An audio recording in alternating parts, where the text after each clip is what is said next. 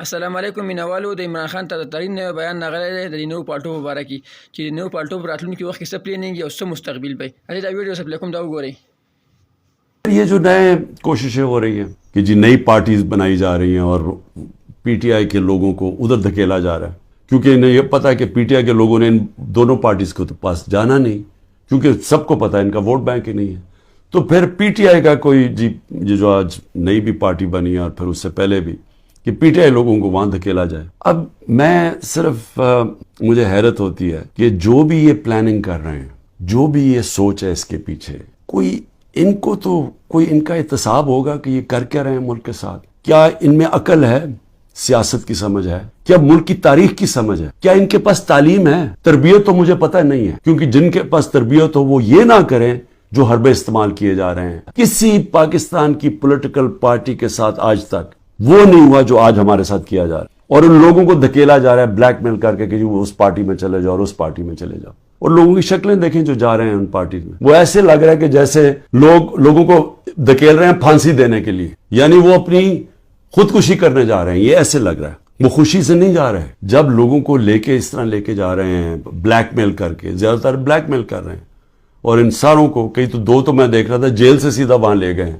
تو وہ کیوں اس طرح ان کی شکلوں میں خوشی کیوں نہیں ہے؟ کیونکہ ان کو پتہ ہے کہ ان کی سیاسی موت ہے. ان کو پتہ ہے کہ پبلک نے ان کو ووٹ نہیں کرنا. اور اگر کسی کو شک ہے تو یہ انشاءاللہ جب بھی، اب تو الیکشن لگ رہا ہے کہ انشاءاللہ ہو ہی جائیں گے، وہ جب بھی الیکشن ہوں گے تو آپ کو نظر آ جائے گا کہ لوگوں نے ووٹ کس کو ڈالنی. لیکن میں تو وہ سوچ رہا ہوں کہ کیا لوگوں کو جو یہ کر رہے ہیں پیچھے بیٹھ کے، جو برینز بیٹھی ہوئی ہیں، کیا ان کو سمجھ نہیں آ رہی کہ گراؤنڈ کے اوپر سچویشن ہے کیا آج پاکستان میں؟ کیا ان کو یہ نہیں پتا کہ یہ پہلی دفعہ 1970 کے بعد پاکستان میں یہ ماحول بنا ہے کہ پہلی دفعہ نظریاتی پالیٹکس ہو رہی ہے.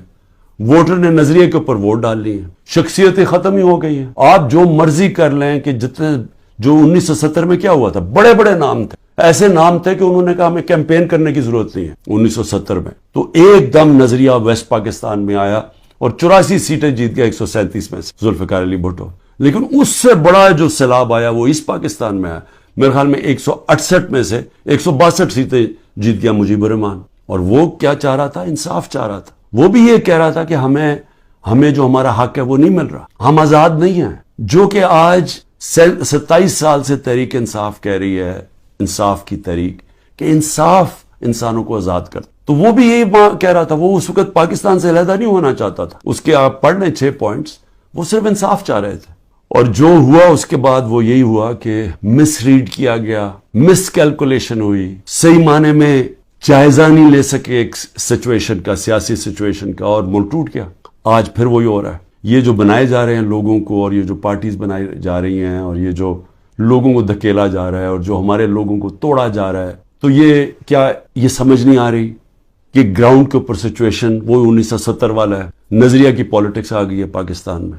کیا یہ بائی الیکشن پہ نہیں نظر آیا کہ قوم نے کیسے لوگ نکلے ہیں، اور پہلی دفعہ sitting government back by the establishment وہ ہار جاتی ہے. تو ادھر نہیں اندازہ ہوا کہ کس طرف قوم جا رہی ہے. وہ اس سے اور زیادہ آگے نکل گئی ہے. میرا یہ تجزیہ ہے. وہ آدمی جس نے زیرو سے پالیٹکس شروع کی، زیرو سے، کوئی میرے باپ دادا کوئی پالیٹکس میں نہیں تھا. میں نے زیرو سے ایک پارٹی بنائی، اور آہستہ آہستہ آہستہ کوئی شارٹ کٹ نہیں لیا. حالانکہ مجھے جنرل مشرف نے آفر بھی بڑی آفر کی تھی جب میں اپنی ایک ہی سیٹ جیتا تھا کہ ان کے ساتھ مل جاؤ. کوئی شارٹ کٹ نہیں لیا. بڑا لمبا راستہ لیتے لیتے پارٹی بنائی، اور وہ پارٹی بنتی بنتی پاکستان کی سب سے بڑی پارٹی بن. تو مجھے تو سب سے زیادہ اندازہ ہے جو کسی کو نہیں ہے پاکستان میں، کسی کا وہ تجربہ ہے ہی نہیں جو میرا ہے. کیونکہ یہاں تو ساری بنی بنائی پارٹیز کا حصہ تھا، یا کسی کا باپ تھا، یا کچھ تھا، یا نانا تھا، یا ماں تھی پالیٹکس میں، یا کوئی لیڈر تھے. یہ تو اس طرح بنے. یا وہ جنرل ضیاء نے اور جنرل جیلانی نے شفقت کر دی بہت بڑی ایک بزنس مین کے اوپر، اور وہ پولیٹیشین بن گیا، اور اب اس کے بچے تیار ہو گئے ہیں سارے. لیکن انہوں نے کوئی خود تو پارٹی نہیں بنائی. انہوں نے خود تو زیرو سے کوئی پارٹی نہیں بنائی.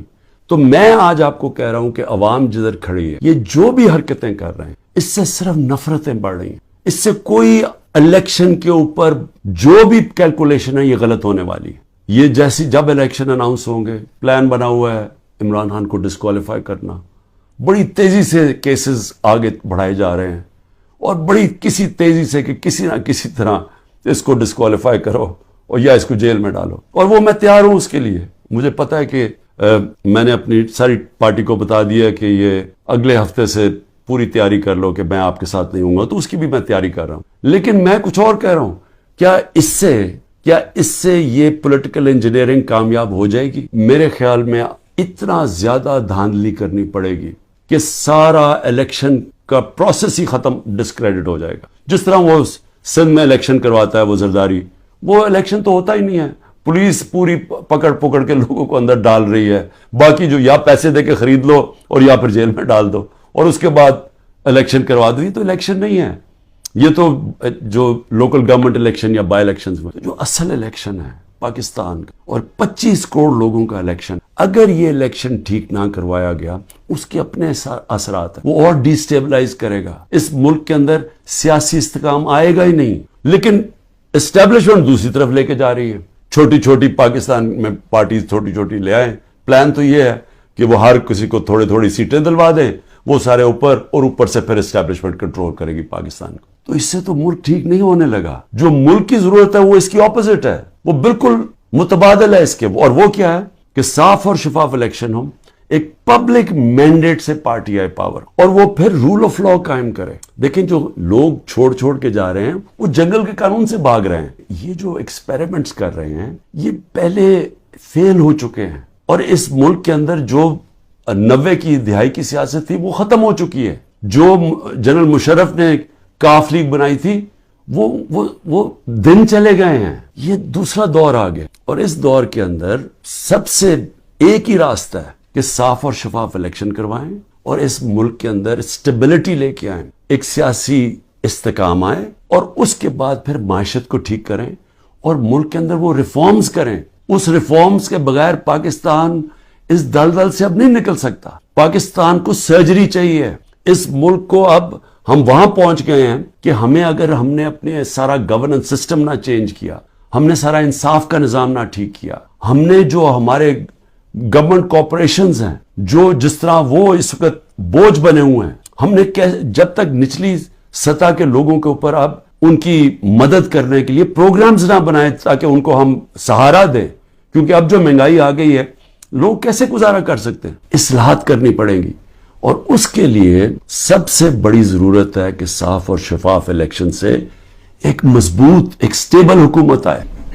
سٹیبلٹی اب صرف ایک طرح ہی آئے گی, صاف اور شفاف الیکشن, اور یہ پولیٹیکل انجینئرنگ کو مسترد کیا جائے کہ انہوں نے کوئی غدار پکڑنے تھے. یعنی یہ خیر اب تو ہمارے پاس ایویڈنس بھی آ گئی ہے, وہ جب موقع ملے تو ہم بتائیں گے کہ کیسے پری پلان کر کے اور پھر ایک ٹریپ کرنے کی کوشش کی گئی ہے پارٹی کو, اور پھر ورکر سارے ہزاروں ورکر اندر ڈال دیے, سینئر لیڈرشپ اندر ڈال دی. پھر جو باہر نکلتا تھا صرف کہ میں جی پارٹی چھوڑ رہا ہوں تو وہ باہر نکل سکتا ہے. اور پھر یہ بتایا گیا کہ یہ فوج کے خلاف ہے, یعنی تحریک انصاف فوج کے خلاف ہے. کون اپنی فوج کے خلاف ہوگا؟ اچھا, اور کون اپنی فوج کے اوپر حملہ کرے گا؟ کوئی جیت سکتا ہے اپنی فوج کے اوپر حملہ کر کے؟ کیا وہ نہتے لوگ اور وہ جو عورتیں ہیں جو ابھی بھی پکڑی ہوئی ہیں عورتیں, کیا ان کے ذریعے ہم نے حملہ کرنا تھا فوج کے اوپر؟